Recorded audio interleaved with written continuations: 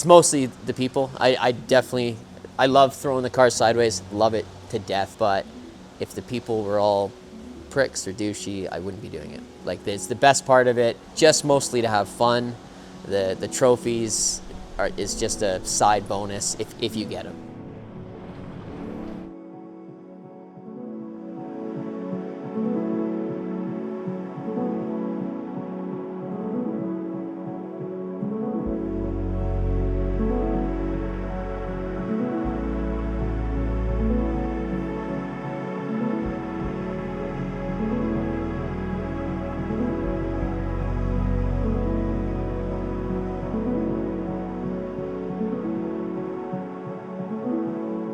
First time I got into Subaru was owning one and driving one is the very first Gambler 500 in 2018. I'd seen video of it in Oregon and California, and me and a couple coworkers were like, why not? It sounded like fun. It was pretty small at the time. So we had a free old 2.2 Legacy manual.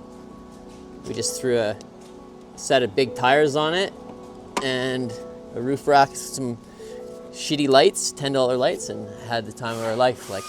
And I can't recommend it enough. The Gambler, anybody should do it.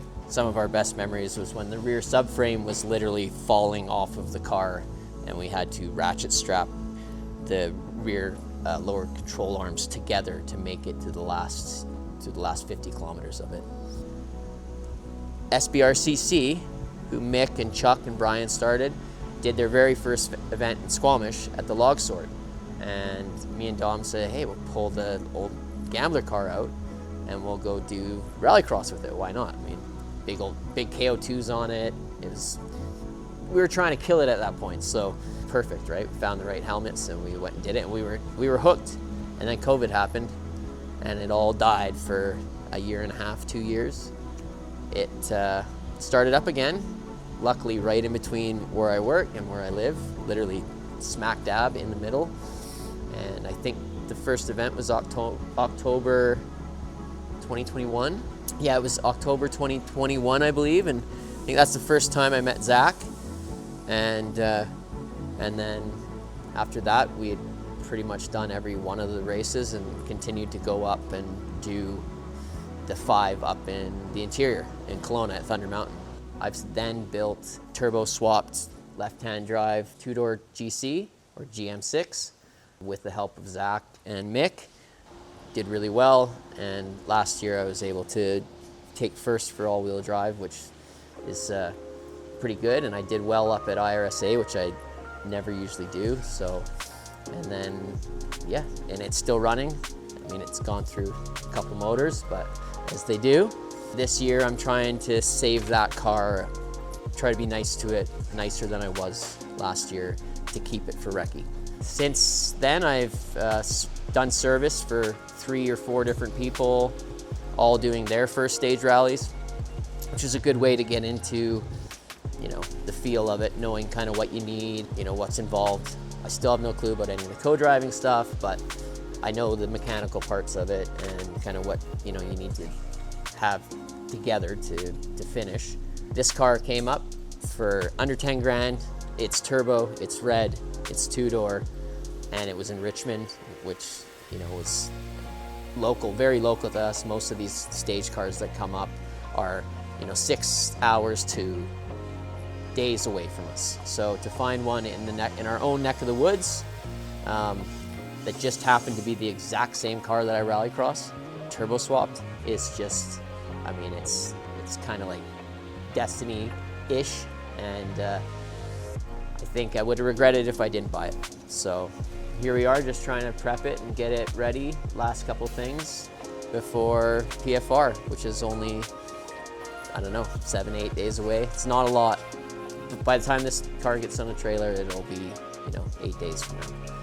How long have you been working with Subaru, Zach? Yeah, about 3 years or so. What is your thoughts overall on them?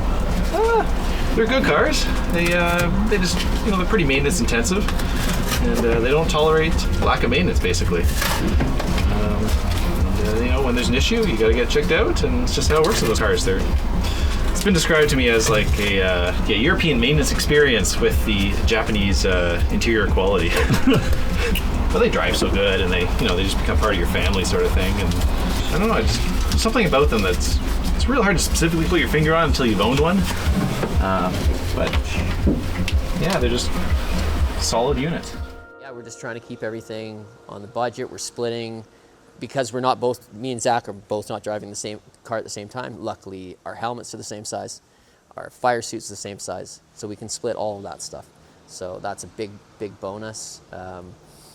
All the little stuff adds up: racing licenses, decals, the entrance fees. We're trying to do it bare bones, right? And just get out there and do it, and do what I grew up watching on Speed Vision. Colin McRae, Carlos Sainz battles, Mackinnon. Like, that's what got me into cars. That's what made me want to have a turbo car. Like, that's what made me wanted a fast car when I was 17, 16. Yeah, once I get all that, once I grind all these flat, it'll sit nice and flush, and it's lined up. It's great. Amazing. Once the car goes through tech, yes, every little bit that we do to it, it definitely alleviates a bit of it. It just shortens that list of anxiety, for sure. It's doing it myself in such a short time frame in a shop that we can really only use on the weekends, like to its full capacity. It's tough to chip away at little things because a lot of them are big things. They're 3-4 hours at a time. So it's tough to find the motivation after 50-hour work weeks to come into the shop and put in another 3-4. I have been doing it, but I'm trying not to do it every night or it just kills me. So having buddies like Zach and Mick and Jimmy come out and help with this, and show interest in it, it keeps the fire, the stoke going. It gives me more motivation to get it done and ready. It could have been easy to just say, fuck it, we'll just do Big White or do Rocky, Push me sideways, that'll help. You're the co-driver, Mick. What kind of corner is this? You're supposed to tell me that. Oh, I don't know, it's tight. I'm just supposed to read it Hard back right. to you.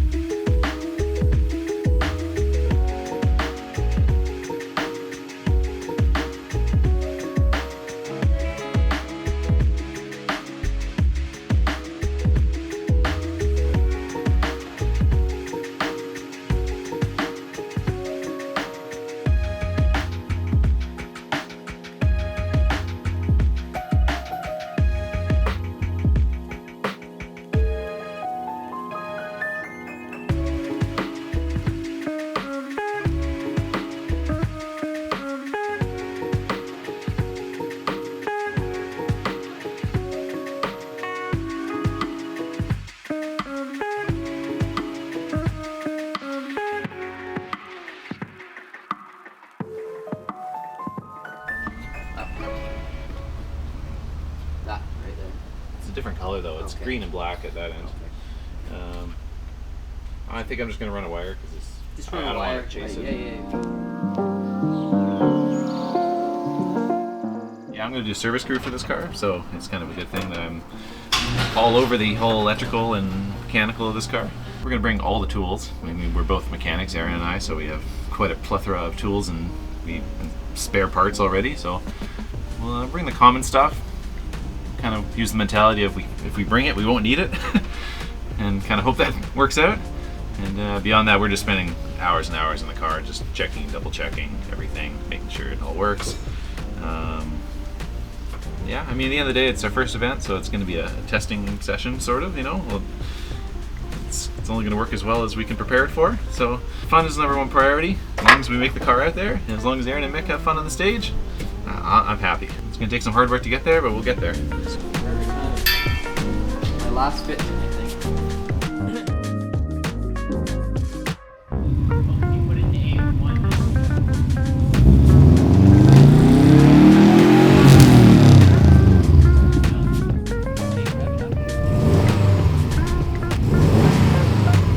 So this defrost switch needs to stay connected to work. If I round this out. Try it.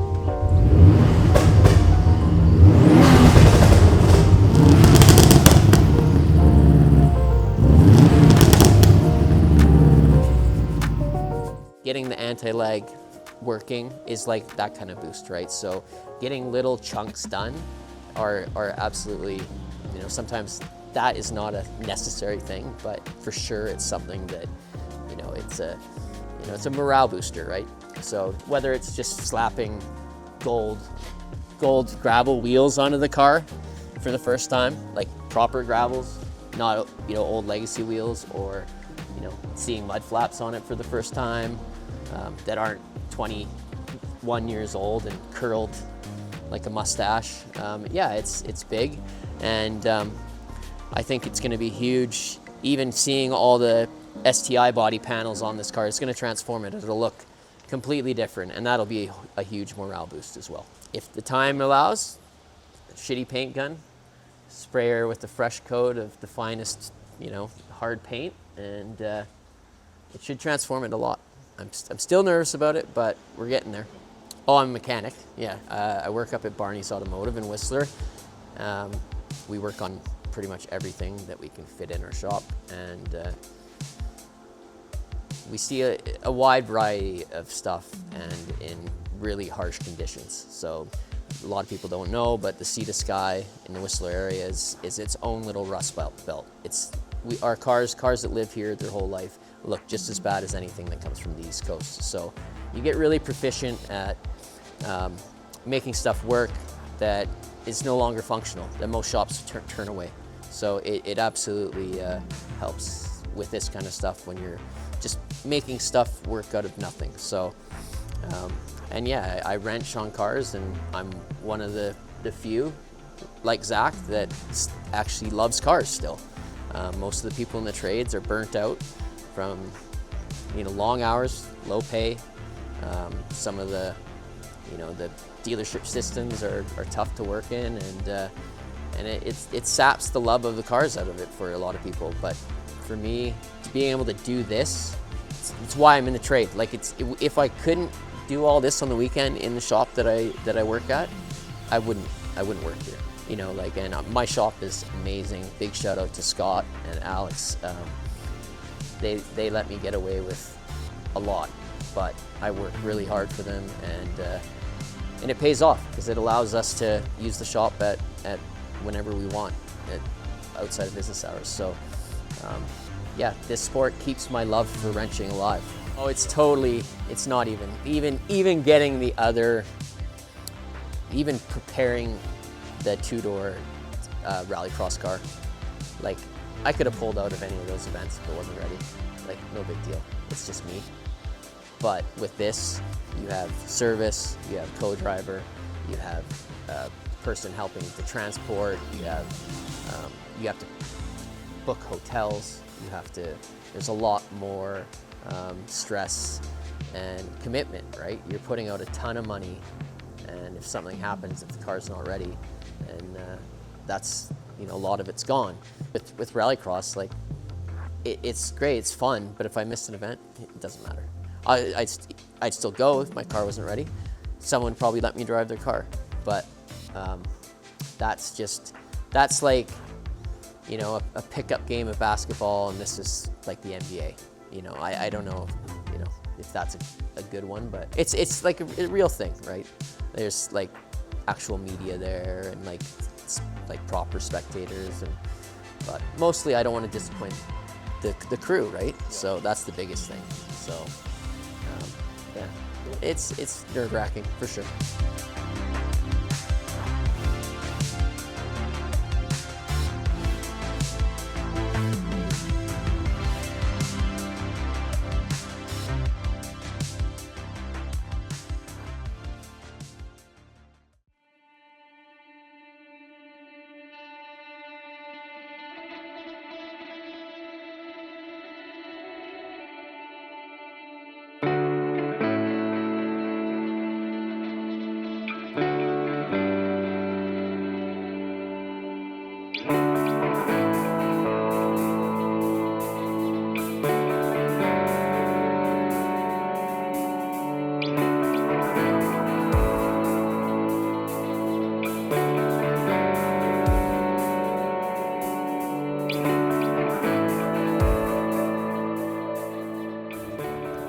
have that in place, I suppose?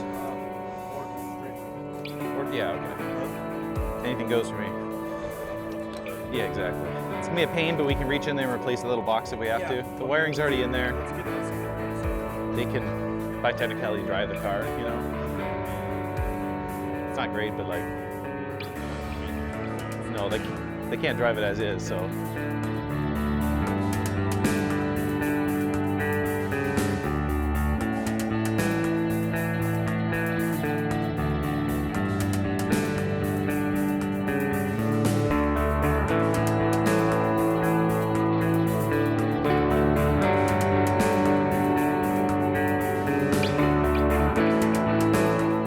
Great motivation. Like I only last saw it when it was had no paint on it and just like, you know, sanded down. And yeah, it looked like a rough old rally car. But Aaron, the driver, went full ham on the paint job and spent some good time on it. Did a proper job. I mean, proper for a rally car. And I mean, just look at it. It looks proper. Looks just like we envisioned. Aaron is going to do this year. It's the plan at least. He's going to do Pacific Forest Rally in Big White, and then I'm going to take the wheel in 2026, and Mick is going to stay co-driver. So Aaron can have his fun, or I'll have my fun, and then we'll see what happens after that. But we're just here to hang out. You know? Both of us put a lot of time and effort into the car, but yeah, it'd be nice to. I mean, this wasn't really intentional, but it's just nice to show up to a dialed car, you know. Well, hopefully dialed, but I mean, these projects are never finished, so you know it's going to just be an evolution of what we can do to have a fun car and have a good time.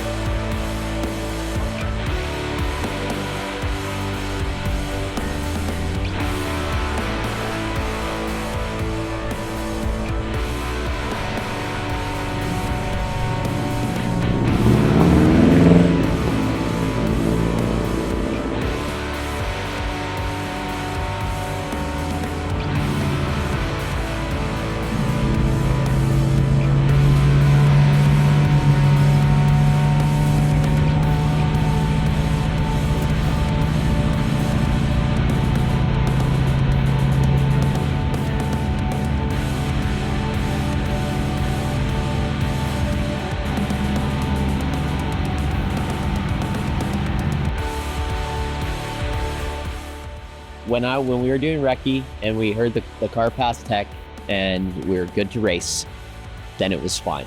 That was the big thing, because that's all you're worrying about. The car hasn't been out there for nearly 20 years. You just don't know, right? And it went simple as we came back and the crew took care of it, did an amazing job. Huge weight off my shoulders, and then it was just time to drive. Yeah, see what I could do and what the car could do, and that's it. And then that was easy. The driving part's the easy part. The building it, and worrying about it, preparing for it, getting all the gear is the tough part.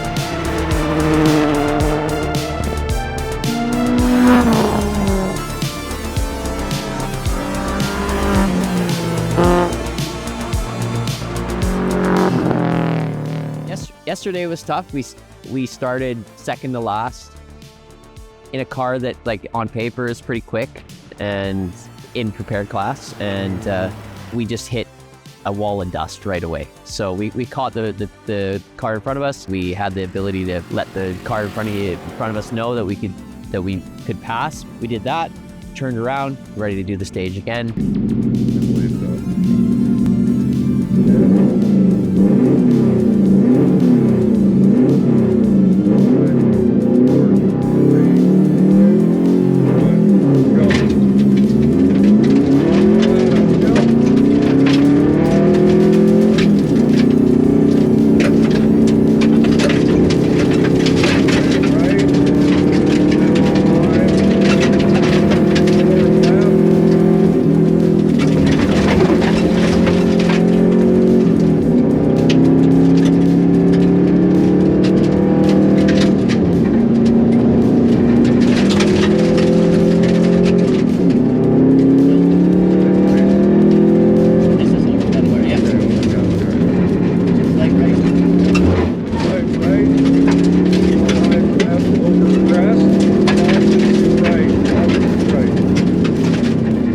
Shortly after the start, coming up the hill, we just lost all power. Turns out the fuse for the fuel pump blew.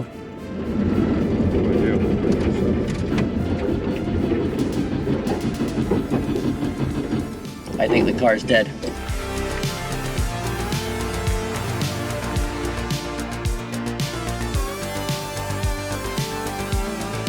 Good corner for it, eh, Andrew? Fuck me.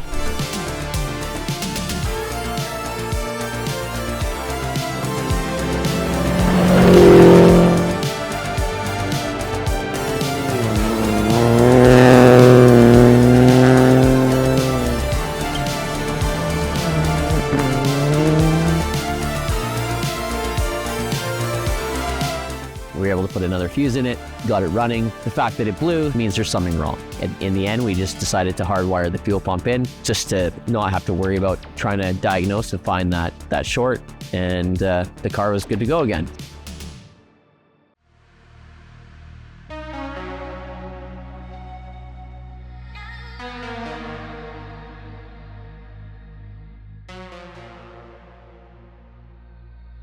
So we were able to start the next day fresh, and we went out, and Kirby was awesome. The first 2 runs of it were pretty much no notes, but it still felt good, and I still was fairly quick for no notes. But then when the notes clicked, we caught up to all the top prepared, all-wheel drive cars.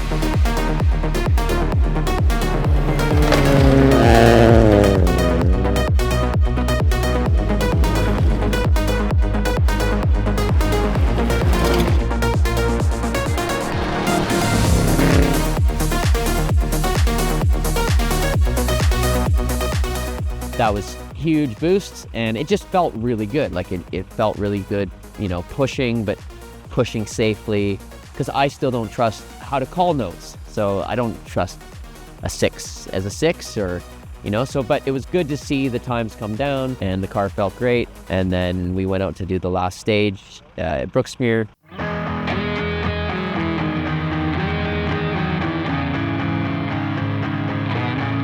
It's a pretty rough stage and way higher consequences. And I told myself, yeah, let's chill, settle down. And I pushed about as hard as I was pushing at Kirby. And unfortunately, the intake timing gear, the plastic timing gear, just grenaded. Something it's totally, you could never predict it happening. No compression, cranking it, and that's why passenger side cam gear absolutely grenaded. It's a known issue, but it doesn't happen often. So, what can you do? Like, all I know is I was driving fairly cleanly. I did have one off, but no punctures, no bad issues.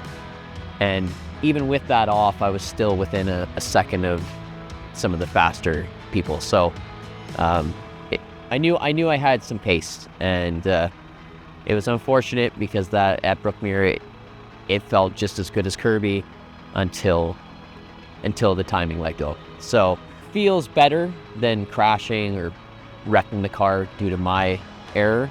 It still sucks. I would have loved to seen a time from that, but it is what it is. Like, there's nothing you can do. At that point, I knew, like, bent valves, needs a head.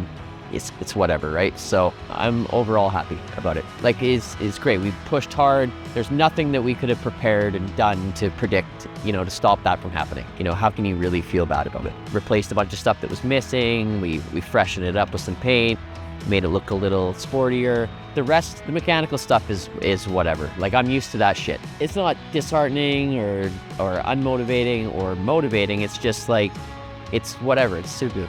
It's rally. It's a Subaru.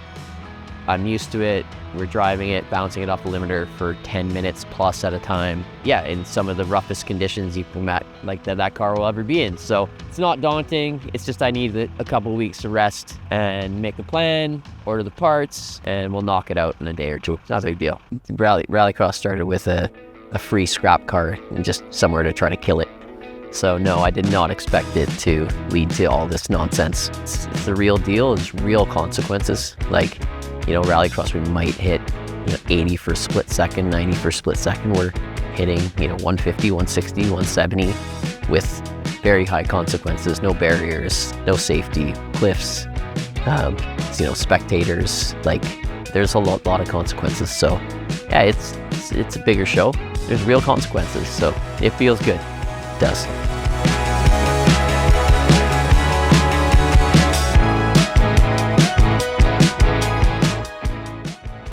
I want to send a massive thank you to Aaron and Mick and Zach for having me up to the shop in Whistler to hang out for a few days while they put the GC8 together, get it ready to pass tech and compete. It's truly inspirational to watch them pursuing their passion, pursuing their dreams of going out on stage, and just enjoying motorsports at its core value.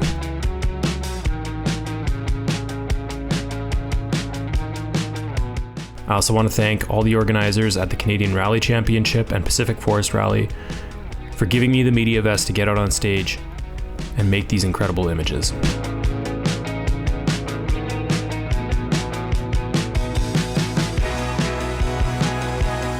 Thanks to all the competitors, volunteers, pit crews, friends for coming out to say hi. As always, please be kind, drive hard, and we'll see you on the road.